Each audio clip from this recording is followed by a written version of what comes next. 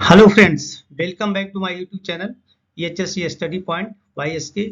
आज बात करेंगे एक्सकवेशन के ऊपर और एक्सकवेशन करने के पहले क्या क्या प्रिकॉशन लेना चाहिए इसके बारे में जानेंगे। तो चलिए पॉइंट वाइज जानते हैं कि इसमें क्या क्या चीज़ केयर करना चाहिए एक्सकवेशन करने के पहले या एक्सकवेशन करने के दौरान। तो सबसे पहला पॉइंट है excavation area should be hard barricaded. अगर एक्सकवेट हो गया है एरिया डीप है तो वहाँ पे हार्ड बैरिकेशन करना जरूरी है। हार्ड बैरिकेशन का मतलब ये हुआ कि वहाँ पे हम डेंजर टेप नहीं लगाएंगे, उसके जगह पे हम स्काफोल्ड पाइप या कोई दूसरा ऐसा अरेंजमेंट लगाएं जो हार्ड टाइप का हो। नेक्स्ट देखेंगे put sign board around the excavation. Excavation अगर हो गया है तो उसके चारों तरफ है जो साइन बोर्ड लगा दे जिससे जनरल लोगों को मालूम पड़े कि यहाँ पे एक्सकवेशन है और उस एरिया में जाने की कोशिश ना करें। नेक्स्ट देखेंगे avoid heavy vehicle coming near to do excavation. तो कंस्ट्रक्शन साइड में अक्सर देखा जाता है कि वहाँ पे एक्सकवेशन है और उसके नज़दीक से हैवी व्हीकल क्रॉस करते हैं।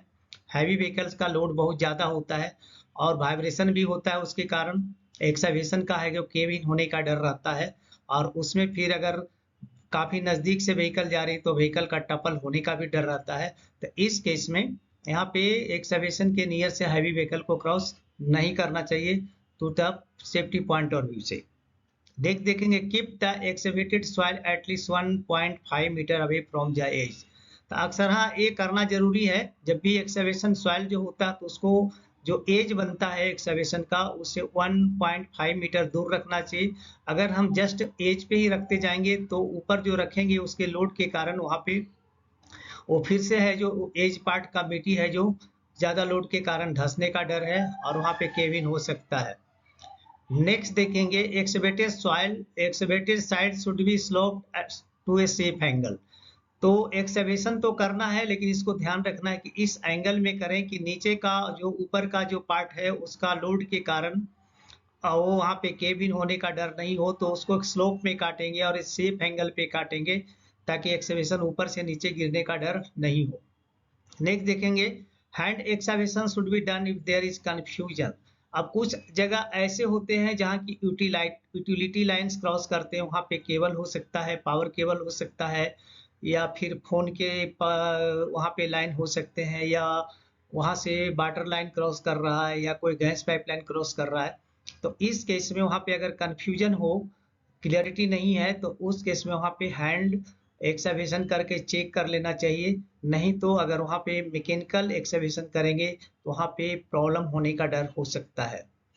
नेक्स्ट देखेंगे नेवर एक्सकवेट इन गैसेस एरिया और केबल एरिया। तो जहाँ पे गैसेस एरिया है और केबल एरिया है तो वहाँ पे एक्सकवेट ना करें, और अगर बहुत ही जरूरी है करना है उधर से ही क्रॉस करना है तो वहाँ पे हार्ड एक्सकवेशन करना है। नेक्स्ट देखेंगे cutting shall be done from top to bottom. अब यहाँ पे ये बहुत ही इंपॉर्टेंट पार्ट है कि कटिंग जो करना है ना, कभी कभी बॉटम से ही कट कर देते हैं, टॉप को हटाते नहीं, जिसके टॉप के लोड के कारण वो एक्सकवेशन फिर से कैबिन हो जाता है और उसके कारण अगर नीचे कोई है तो दब के मर जाते हैं, तो यहाँ पे प्रॉब्लम है। तो जब भी एक्सकवेशन किया जाए तो पहले टॉप का मिट्टी हटाएं फिर बॉटम का हटाएं। नेक्स्ट देखेंगे all narrow tranches which is 4 feet और डीपर। यानी कि जो 4 फीट से 4 फीट जो नैरो ट्रेंच है जो 4 फीट अगर उससे डीप है तो one ladder should be provided. वहां पे एक लेडर देना जरूरी है ताकि नीचे आराम से आदमी जा सके और आ सके। नेक्स्ट देखेंगे while excavating on the slope whose height is 10 feet men should use safety harness।